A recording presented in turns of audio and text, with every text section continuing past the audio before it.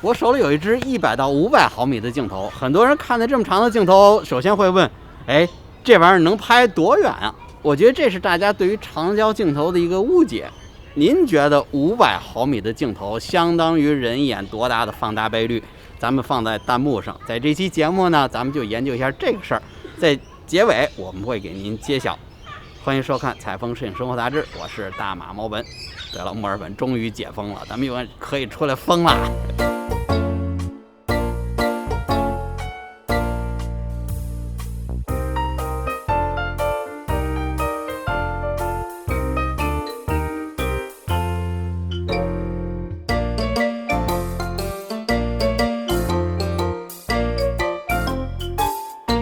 说的长焦镜头能拍多远，说白了就是一个镜头放大倍率的问题。那放大倍率这个概念呢，是从望远镜那边移植过来的。先给大家解释一下放大倍率，比如我们说的10倍放大倍率，就是您如果观察一个100米远的物体，通过10倍放大倍率的望远镜呢，就相当于您用肉眼看10米以外的这个物体，就是这么来的。那这个500毫米的镜头到底相当于多大的放大倍率呢？为了弄明白这件事儿呢，咱先得整2个问题。第一个问题呢，就是相对于人眼是多大的这个相机的焦距的放大倍率，先整明白第一件事儿。那另外一件事儿呢，就是要整明白人眼睛的最高的分辨率是多少。咱们有专门的方法来测试这一点。想知道长焦镜头跟肉眼的光学放大倍率是几倍的话，其实很简单。首先要整明白一件事儿，就是咱们的肉眼的放大倍率是多少，相当于折合成你的相机的焦距是多少。解决这个问题非常简单，咱们做一个实验。如果您手里有相机，还有标准变焦镜头的话，您拿出来跟我一起做。就是您用您的左眼看到现实的一个物体，3米远的一个物体，然后呢，您举起的相机，右眼通过取景器来看你这个物体。右眼和左眼看的物体大小肯定不一样，因为你用的是变焦镜头嘛。咱们现在拧动这个变焦镜头，让左眼的现实物体和右眼取景器里的物体大小看起来一模一样。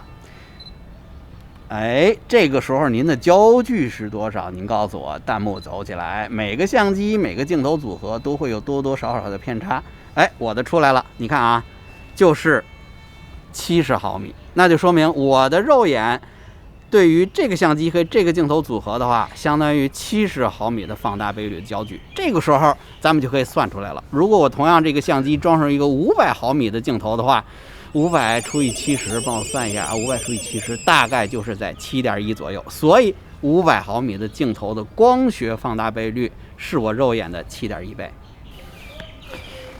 ，7倍，记住7倍。但是啊，就是针对于这个机身，你要换了其他机身的话，这个倍率还是会有变化的。咱们呢，刚才整明白了这个相机的镜头焦距跟人眼焦距的距离这个区别。那现在要搞明白的就是相机的分辨率和人眼的分辨率能差多少？因为你要想看清到一个东西呢，必须要看到它的这个细节，所以呢，咱们必须要做这么一个测试。我觉得啊，大家先猜一下。我现在手里用的是大家认为像素不够高，只有1200万像素的 S3。您觉得这个相机的分辨率和我肉眼的分辨率在等同焦距下，到底谁的分辨率高？咱们弹幕走起来，是 S3 高还是人眼高？为了测试这一点呢，我有一个专门的工具，就是这样，大家知道吧？视力检查表。我这人呢还算是老天爷赏饭吃，从小呢视力就不错。我的左眼呢一直就是 1.5， 右眼呢也保持在 1.2 左右。您觉得相机的分辨率能够到达多少？我们现在呢把这个视力检查表放在离我大概有5米远的位置上，用70毫米的这个等效肉眼的放大倍率的焦距拍一下，看看肉眼跟相机之间的差距有多少。我肉眼能看到倒数第5排，再往下一排我就是需要猜了。这时候用70毫米的镜头的焦距拍摄一下这个 chat。走你保险，再来一张。看一下啊，我把相机的内容放大。倒数第5排可以清清楚楚的看到，现在可以看到到第4排、第3排。这事儿就变得有意思了。也就是说，在等同的光学分辨率之下，1200万像素相机是我肉眼的放大倍率肯定是要大的。然后从这个字号的体积来看的话，第5行是第3行的大概4倍左右。当然了，我可能要刨去相机机内锐化呀，然后包括它的这个像素的这个放大这个算法的问题，咱们保险一点，按2倍算。所以说，我1200万森相机，它的分辨率是人肉眼的至少的2倍。所以加上刚才的那个光学的7.1倍，咱们的答案就出来了。如果你有一个500毫米的镜头用在 S3 的机身上，我觉得从放大倍率来讲，就是 7.1 再乘一个2倍，就是大概14倍左右。怎么样？我不知道您能不能理解这个问题啊？就是如果我们现在再看一下，我用像素更高的相机，比如像6000万像素的索尼的 R4， 然后你的相机的分辨率是肉眼的，我觉得至少要我猜是在6倍左右。那 R4 6000万像素的相机加上500毫米的镜头呢，那它的放大倍率就是6乘以 7.1， 就得42倍左右啊，这就太可观了。那您现在能不能弹幕打起来？您手里的最长的镜头加上自己的相机，大概是最大的放大倍率是多少？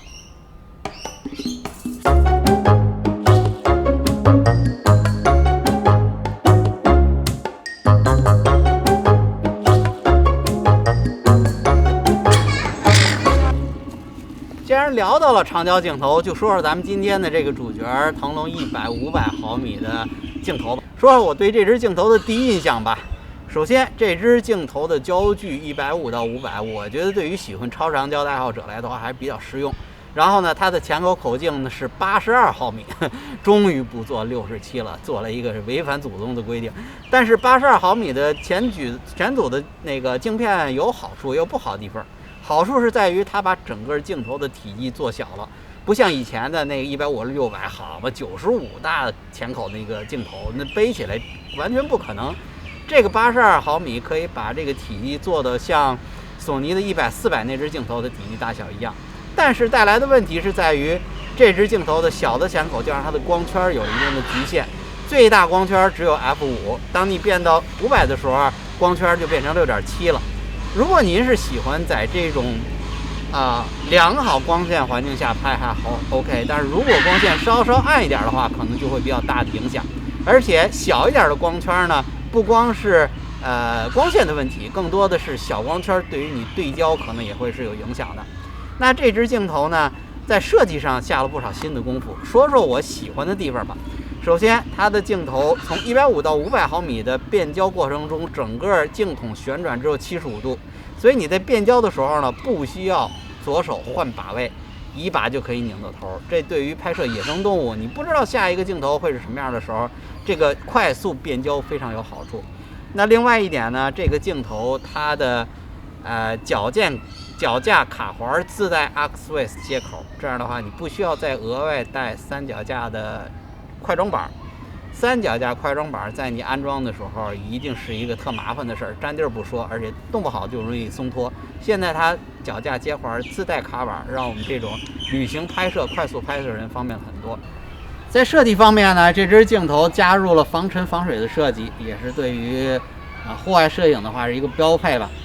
它镜头变焦筒有一个全新的设计，就是这种卡环。我们以前的超长焦镜头呢，在变焦的时候，我们一般有一个阻尼的设定键，可以让它变成阻尼松或者紧。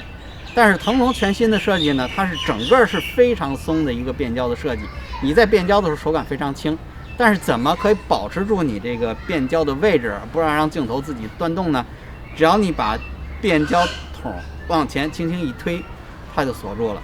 这个设计其实我是非常喜欢的，让你在变焦的时候有一个清晰准确锁定的位置，让这镜头在拿起相机拍照的时候不会让画面变换着乱跑。那说说我不喜欢的地方吧，这个可能很多人更关心的问题。这支镜头我不喜欢的设计呢，首先就是它手动对焦环的位置是在后边细细小小的一个靠近机身的位置。说实话，我不太适应这个位置，我更喜欢像索尼100、400那种大大的对焦环放在镜头的前边，用食指来进行精确的控制。我觉得话，我在使用的时候更顺手，更有把握一些。那说到这支镜头的性能表现，可能很多的人关心它的画质。画质这块呢，我卖个关子，咱放到最后再说。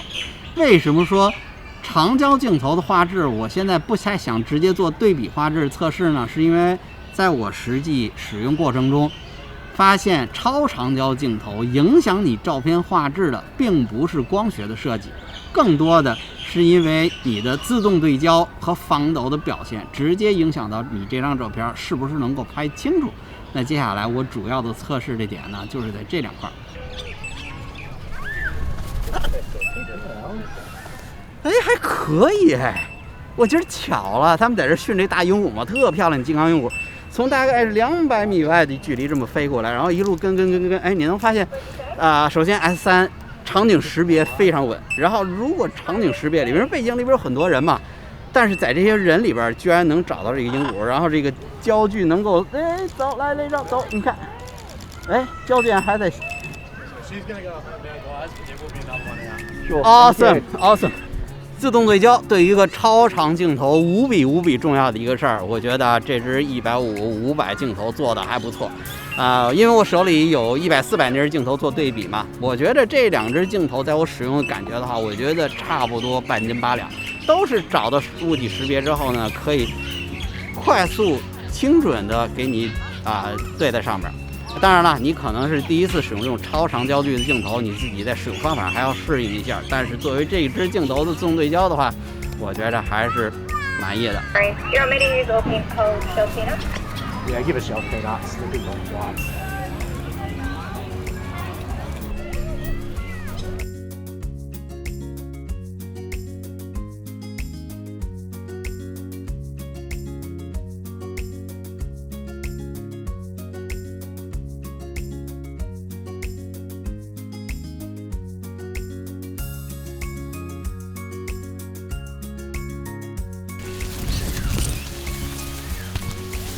其实这环境没那么荒野啊，咱都是有水泥地的，前面是大狮子。我测一下这机器的防抖。我的。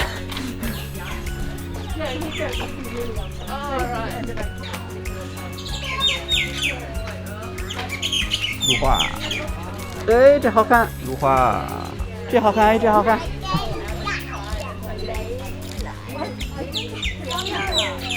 哎呀，说说这一言难尽的防抖吧。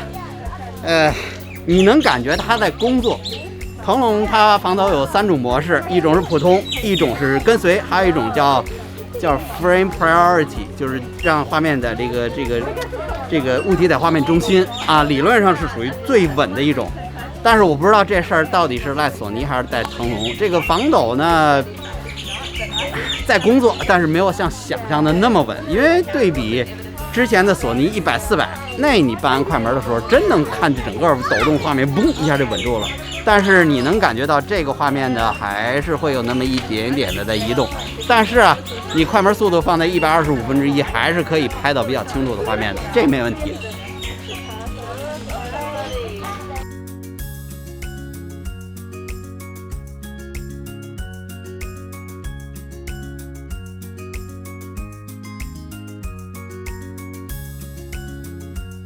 长焦镜头这玩意儿，1寸长1寸强。有500毫米镜头的好处就是，你可以拍到非常细节的特写，比如雪豹那个小爪子什么的。到这时候你就想，哎呀，镜头要是再长一点就更过瘾了。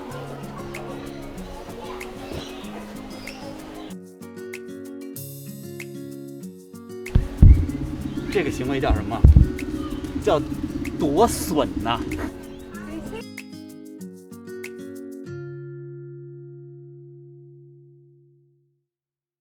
回到工作室，咱们看看腾龙150-500出片效果如何。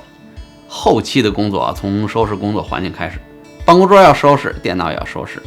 拍摄剪辑工作完成后电脑上多多少少都会留下不少的垃圾和缓存文件。随着剪辑过的项目增多，硬盘的空间很快就觉得不够用了。我的苹果 Mac Mini 和 MacBook Pro 笔记本如何来清理？今天呢，就给大家介绍一款我自己正在使用的知名软件 Clean My Mac X。这款软件的功能如其名啊，一共就是清清楚楚5个功能：清理、保护、优化、应用程序管理，还有文件管理这5大模块，功能十分齐全，界面呢也简单，是居家旅行电脑升级的必备软件。这里呢介绍的重点其实是最实用最强大的一个功能，叫清理。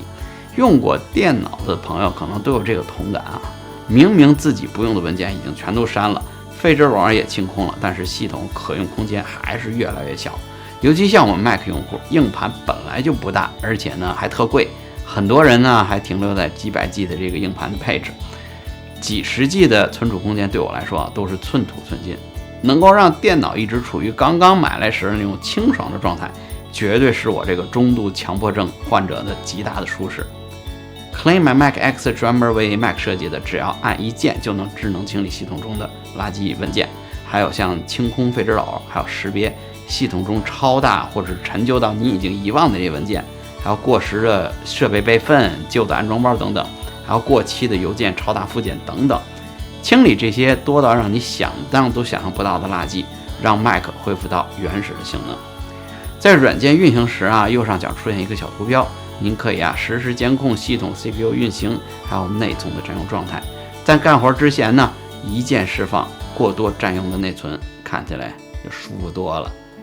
Clean My Mac 经过苹果的官方认证，保护安全和隐私，而且我自己呢已经使用了很长一段时间，大家可以放心使用。软件可以在 Apple Store 或是官网获取，试试呗。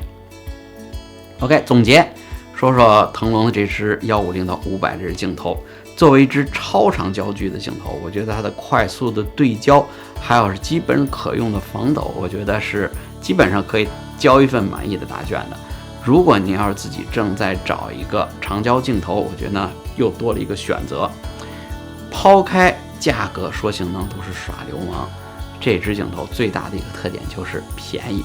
你想想，索尼原厂的用户超长焦距镜头100、400，那现在的价钱还要3600刀，然后前2天这个又涨价，涨到3800，我天哪！这支腾龙150到500支镜头上市的价格就是2000刀，真正卖起来的话，我觉得可能价钱比这便宜，算来算去只有原厂镜头的一半。我觉得如果您是偶尔想尝尝长镜头尖的话，我觉得就是多了一个选择，而且呢基本上还可以满足你的需求。好了，今天呢就跟大家聊了聊这支长焦镜头的使用感受，还有跟大家聊了一下什么叫长焦镜头的放大倍率。您在开始的时候500毫米的焦距等于多少？你猜对了吗？好吧，您呢如果感兴趣这个话题，可以在下边给我们继续留言讨论。感谢收看本期的节目，我是大马墨本，咱们下期再见。